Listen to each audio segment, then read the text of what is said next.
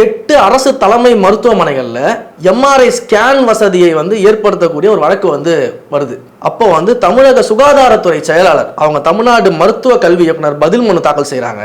மதுரை உயர்நீதிமன்றம் அவங்க என்ன சொல்லியிருக்காங்க, எம்ஆர்ஐ ஸ்கேன் கருவிகள் வந்து மிகவும் விலை உயர்ந்தவை அப்படின்னு அரசு தரப்புல இருந்து வாதம் வைக்கப்படுது.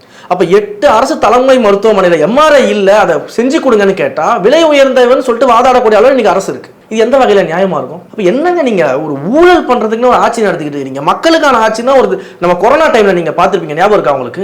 எத்தனை இடங்கள்ல மருத்துவ ஃபெசிலிட்டிஸ் இல்லாம அப்போதுதான் மருத்துவ ஃபெசிலிட்டிஸ் உருவாக்கக்கூடிய சூழல் நம்ம இருந்தோம், ஞாபகம் இருக்குங்களா உங்களுக்கு? அப்ப இது என்ன மாதிரியான ஒரு ஆட்சி அவல நிலையில நம்ம இருக்கோன்றதை நம்ம பார்க்க வேண்டியது இருக்கு.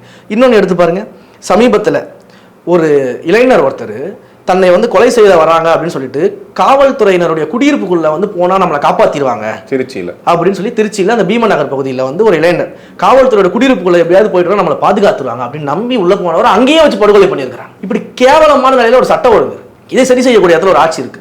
ஏன் செய்யல?